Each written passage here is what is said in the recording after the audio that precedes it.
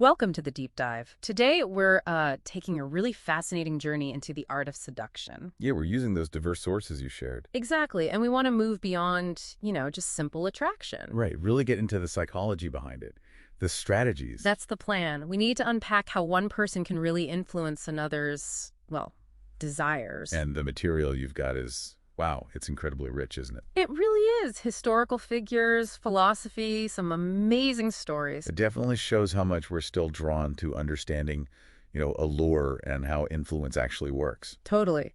So our mission today, if you like, is to pull out the key insights, maybe some surprising facts from all this. And it's important, I think, to frame it correctly. We're not talking about manipulation in a negative way, necessarily. No, not as some dark art. It's more like studying influence, desire. And just the complexities of human connection, really. How they interact. Okay, so where should we start? One thing that really jumped out was this idea of seduction as a form of power. Oh, absolutely. That's a really critical way to look at it. It came up again and again. Yeah, several sources show how, historically anyway, seduction was a powerful alternative to just, brute force. Like Cleopatra. Cleopatra's the classic example, isn't she? Her power wasn't just armies. Right, it was psychological. Totally. Skillful psychological tactics. Creating longing, playing on weaknesses. To basically control these incredibly powerful men like Caesar and Antony. And there's that Baudrillard quote you mentioned. Oh yeah, in Seduction, the woman was no longer a passive sex object. She had become an active agent, a figure of power.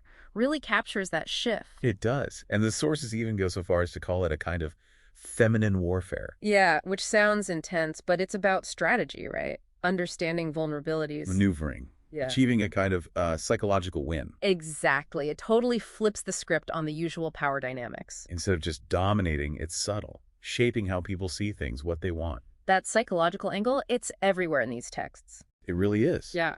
So if seduction is a type of power, what about the mindset? What's going on in the seducer's head? Well, Nietzsche has that line, doesn't he? Whatever is done from love always occurs beyond good and evil. Which is pretty provocative. Suggests maybe normal rules don't always apply in these intense situations. Could be. But maybe more practically, the sources often paint seducers as providers of pleasure. Right. Tapping into that longing we have for, carefree moments, like childhood. Yeah, a break from being serious adults all the time. A bit of escape. And what's interesting is how often people want to be seduced, There's a desire for it. A craving to be swept away, let those defenses down. So resistance isn't always real resistance. Sometimes, yeah. It could be like a subtle test almost. Convince me. Huh. And crucially, the sources point out that good seducers, they're often really tuned into their own pleasure. So. Well, understanding it themselves helps them evoke it in others, right? Makes them better at it. That makes total sense. Like a chef who loves food makes better meals. Okay, so let's dig into some of those archetypes that kept popping up. The siren, for instance. It's clearly not just about being beautiful in a conventional way. No, definitely not. The siren's power is about crafting this whole alluring vibe, Repression. Yeah, a physical presence that hits you on a deeper level than just, oh, she's pretty. So Cleopatra again, or Marilyn Monroe? Exactly. The sources say their main impact wasn't just classical beauty, it was the aura. How they smelled, dressed, moved. Things that bypass your rational brain and just, boom, hit your senses. So the takeaway isn't be gorgeous, it's craft and aura. And there's often that element of distance, too, keeping them guessing. Shifting moods, a bit unpredictable. The sources say that creates respect, maybe a little unease. Yeah, it stops the target getting too comfortable, feeling like they've figured the siren out. Keeps them on their toes. Exactly. That unpredictability, that touch of being out of reach, that's key for the siren. Now, contrast that with the rake. What's their game? The rake. Master of seeming wildly passionate. Totally out of control desire. Yeah. Or seeming that way. But underneath, it's calculated, masked by this impulsive act. Like the Earl of Rochester, that crazy abduction leading to marriage. Wild story. And here's where it gets interesting. There's often this hint of danger with the rake, something taboo. Lord Byron, for example. Yeah. His scandals, his affairs, even his supposed cruelty. Just made him more desirable. Seemed to, yeah. It amplified his allure. So looking at the bigger picture, the rake taps into our repressed side. That secret wish to break the rules. I think so. The sources suggest that sometimes the most buttoned-up people are actually the most susceptible to that dangerous charm. Fascinating. Okay, so we've had intense allure, raw passion. What about the charmer? Seems more subtle. Oh, definitely subtle. That's the charmer's whole thing. Their power is captivating attention by playing to ego, vanity. Self-esteem. Right. And Disraeli nailed it. Talk to a man about himself, and he will listen for hours. Huh. So true. The charmer gets that. Uses flattery, focused attention, but gently. Not obviously sucking up. No, it's about creating this warm, agreeable feeling around the target, making them feel good about themselves. And mirroring is a big part of that, right? Adapting to their moods. Yeah, seeming to share their views. It makes people feel so understood, so comfortable. It builds rapport fast. And the sources also mention how charmers can actually use tough times, adversity, to their advantage. How? By showing grace under pressure. Think Disraeli charming Queen Victoria, even when things were tricky. Right. So if the charmer focuses on ego, how does the mirroring achieve that exactly? Well, when someone reflects our own values back at us, it validates us, doesn't it? Makes us feel seen, appreciated. Exactly. Deep connection. Now, completely different tack. The ideal lover. How do they operate? The ideal lover. Okay, they appeal to our aspirations, yeah. Yeah. Our higher selves. The person we wish we were. They make the target feel elevated, like they're unlocking hidden potential. Tapping into that feeling that maybe life hasn't let them be everything they could be. That inner longing for. More. The chivalrous knight archetype fits here, right? That absolute devotion. Perfectly. And you can see this on a bigger scale too, can't you? How so? Well, think about JFK's Camelot image. That appealed to lost American ideals, the new frontier. Right, making people feel part of something grander, more noble. Something they aspire to as powerful stuff. Very insightful parallel. Okay, so those are some of the more maybe direct archetypes. The dandy sounds trickier, more ambiguous. The dandy absolutely thrives on ambiguity, defying easy labels. Why is that seductive? It's intriguing. They hint at a freedom we might secretly want. Playing with gender norms. Yeah, playing with masculinity and femininity, having a striking, unexpected look, maintaining that air of mystery. Like the hermaphroditus myth, blurring those lines. Exactly. The dandy is fascinating because they just don't fit neatly into a box, and that creates interest. And the sources differentiate between the feminine dandy and the masculine dandy. Right. The feminine dandy uses that sort of disarming feminine charm like Valentino. While the masculine dandy challenges male power by staying independent, like Nietzsche with Salome. Precisely. It's all about twisting expectations, creating intrigue by being unconventional. Makes sense. Now, what about the opposite end, almost? Someone whose appeal seems effortless, the natural. Ah, the natural. They hold on to and adapt those qualities we link with childhood, don't they? Like letting go of self-consciousness, being a bit playful, even foolish. Yeah. Charlie Chaplin's Greene persona is the perfect example. That innocent charm just connected with people. It's incredibly disarming when an adult has that quality. And what's interesting is it's not always accidental. Naturals often learn pretty early how magnetic those qualities can be. Huh. Okay, now, we can't really talk seduction without the coquette, can we? Huh. No way. The master of hot and cold. Stirring up chaos, basically.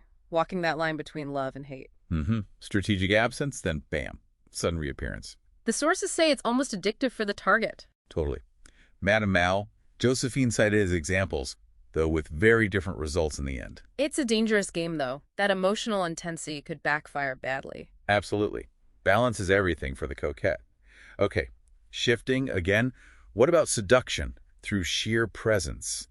The star. The star, right. They create this larger-than-life, almost unreal quality. They become a fantasy object more than a real person. And their power is being a kind of blank slate. Exactly. So others project their own desires onto them. Garbo, Dietrich, maybe even Kennedy politically. Yeah, they often cultivate that enigmatic vibe, letting people see what they want to see. Like Count Saint-Germain back in the 18th century, that mysterious figure everyone speculated about. He's a prime example of becoming this captivating object. That's fascinating. So the less they reveal, the more we fill in the blanks with our own fantasies. Pretty much. It connects to that whole cinematic myth idea, the power of the constructed image. The most compelling stars aren't always the most talented, maybe. Sometimes it's that intangible absence, that unreal quality that sparks the imagination. Wow. Okay. Now, the sources also quickly mention the anti-seducers. Yeah. Things to avoid. Right. The brute, the bore, the clumsy one, the overbearing parent figure. Gladstone and Queen Victoria, his imposing style clearly didn't work on her. No.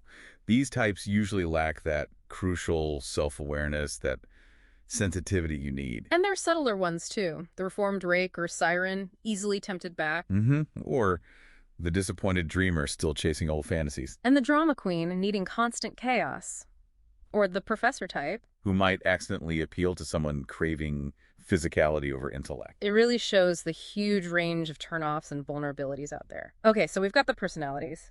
But seduction is a process, right? A sequence. Yeah. What are the phases? Absolutely. The sources lay out 4 phases. Phase 1 is separation, stirring interest and desire. The crucial first step. Yeah. Choosing the right target, maybe approaching indirectly to lower their guard. Sending mixed signals, making them intrigued. Exactly. Or even hinting you're already desired by others. Creates value. Kierkegaard's Johannes character, his careful approach to Cordelia, that's a good example of the indirect method. Perfect example. It's also about creating a sense of lack in their life. Stirring a little anxiety about what they're missing out on. And insinuation is key here, too. Planting ideas gently.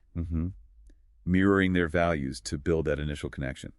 The story about Madame de T shows how powerful that indirect suggestion can be. Ultimately, it's about creating temptation. Yeah. Offering a glimpse of pleasure. Precisely. Get them interested. Make them desire something more. Then you move to phase 2, lead astray. Okay, what happens here? This is about deepening the connection, but keeping things uncertain.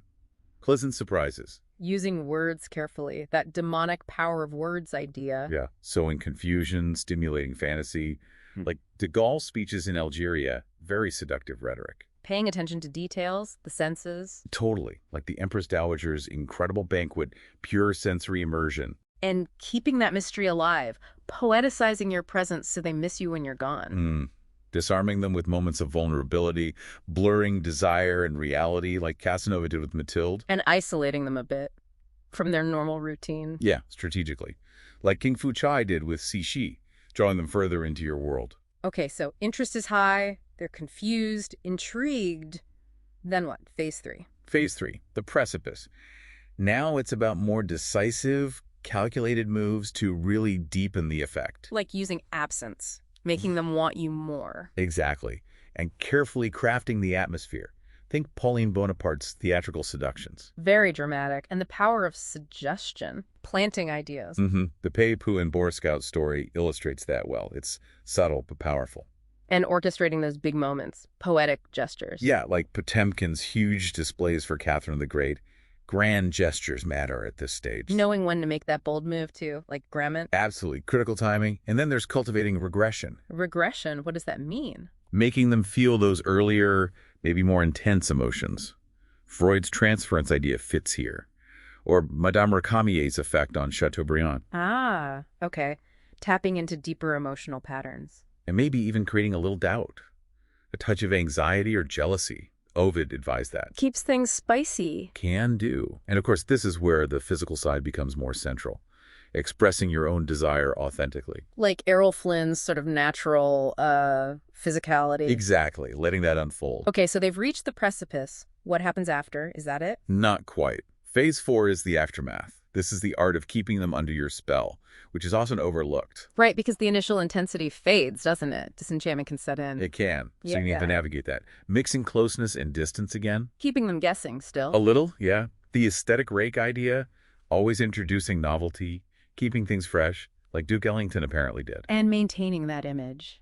Creating a myth around yourself. Hugely important. Like Andrew Jackson's political persona or Hollywood movie stars. That constructed image lasts. And calculated absence again, followed by a return. Like Napoleon escaping Elba. That dramatic return can reignite everything. It's about managing the long game. Wow. Okay, so summing up, what are the really big takeaways here? Seduction seems incredibly complex. It really is. It's this nuanced art form, isn't it? It requires deep psychological insight. Strategic action and really understanding human desires, vulnerabilities. It's so much more than just looks or charm. It's about crafting a whole narrative. And fulfilling unmet needs, in a way. Connecting on that deeper level. Exactly. It's about understanding those undercurrents of desire and influence that are just, well, everywhere in our interactions. This leads to a really interesting thought for you, the listener. Yeah. Think about how these principles might be operating outside of romance. In business, politics, even just your daily interactions. What subtle spells, as the sources might put it, are being cast? And what can you learn from spotting those dynamics of influence? It's quite revealing when you start looking. That's a fantastic point. And maybe on a personal level, too, take a moment to think about your own desires. What really captivates you? What makes you feel seen or understood? Or even just transported for a moment. Yeah. Understanding those forces in yourself is just as enlightening, maybe more so, than seeing them in others. Great food for thought. Thanks for taking this deep dive with us today. Always fascinating. Until next time.